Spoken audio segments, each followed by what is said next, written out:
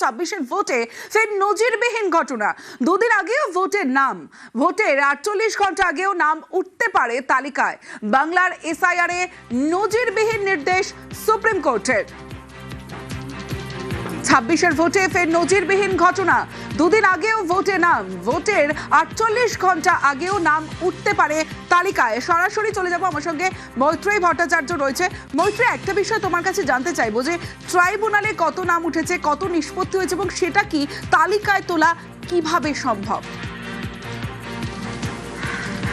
দেখো, যেটা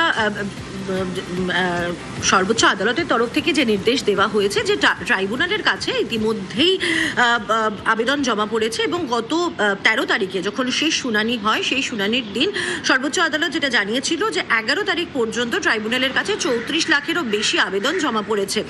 ফলে সেই জায়গায় দাঁড়িয়ে যারা মামলাকারী ছিলেন তাদের তরফ থেকে একটাই বক্তব্য ছিল যে যখন এত লক্ষ আবেদন জমা পড়ছে, তার মানে প্রচুর বৈধ ভোটার এর মধ্যে রয়েছেন যে যাদের ভোট দেওয়ার অধিকার রয়েছে এবং যাদের ভোট দেওয়ার অধিকার খর্ব হবে যদি না তাদের জন্য কোনো সুরাহা বের করা হয় বা মধ্যপথ বের করা হয়।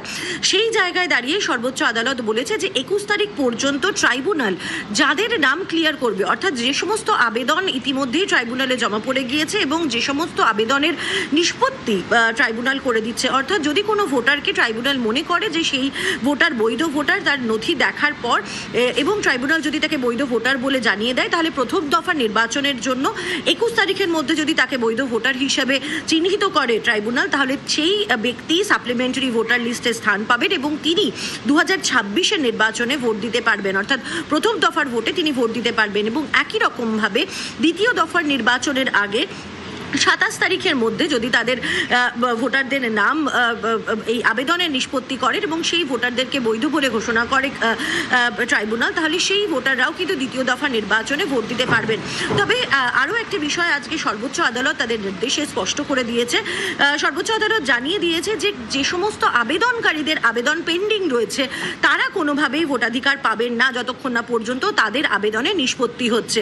ফলে কোথাও একটা গিয়ে যে প্রচুর বৈধ ভোটার এখনো পর্যন্ত রয়েছেন বাংলায় এবং যারা আবেদন করেছেন, যারা ভোটাধিকার পাওয়ার আশায় রয়েছেন, তাদের জন্য কিছুটা সুরাহা বের করে দিল সর্বোচ্চ আদালত এবং তাদের বিশেষ ক্ষমতা আর্টিকেল 142 অনুযায়ী তাদের বিশেষ ক্ষমতা প্রয়োগ করে এই নির্দেশ সর্বোচ্চ আদালতের তরফ থেকে দেওয়া হয়েছে।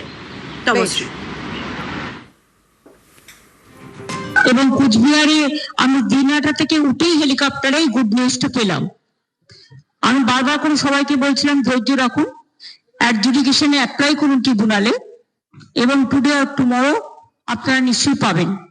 আজকে সুপ্রিম কোর্ট অর্ডার দিয়েছেন যাদের নাম আছে ট্রিব্যুনালে, মানে যারা অ্যাপ্লাই করেছেন সকলেই মোটামুটি করেছে আমার মনে হয়। তো সেখানে ফার্স্ট ফেজের ভোটার লিস্ট ওরা ডিক্লেয়ার করবে, সাপ্লিমেন্টারি লিস্ট 21 তারিখে, 23 তারিখের আগে। ওটা পেয়ে গেলে আমাদের বুথের সমস্ত কর্মীদের বলবো, আমাদের লিডারদের বিভিন্ন জায়গায়, যে তারা যেন রাতের মধ্যে ভোটার স্লিপ তৈরি করে বাড়ি বাড়ি পৌঁছে দেয় যাতে ওরা ভোট দিতে পারে যাদের নাম বাদ দিয়েছিল। আর 2 হচ্ছে যে 27 তারিখে 29 তারিখে যেটা লাস্ট ফেজ আছে সেটাও 2 দিন আগে 27 তারিখে বলেছে ওটা ট্রিব্যুনাল অ্যানাউন্স করবে ভোটিং রাইটস। সুতরাং I am so happy and I'm proud of my judiciary and এবং আমি নিজে কেস করেছিলাম, এটা আমার কেসের উপর। মামাটি মানুষ জিন্দাবাদ, মামাটি মানুষ ধন্যবাদ। আজকে আমার থেকে খুশি আর কেউ নয়।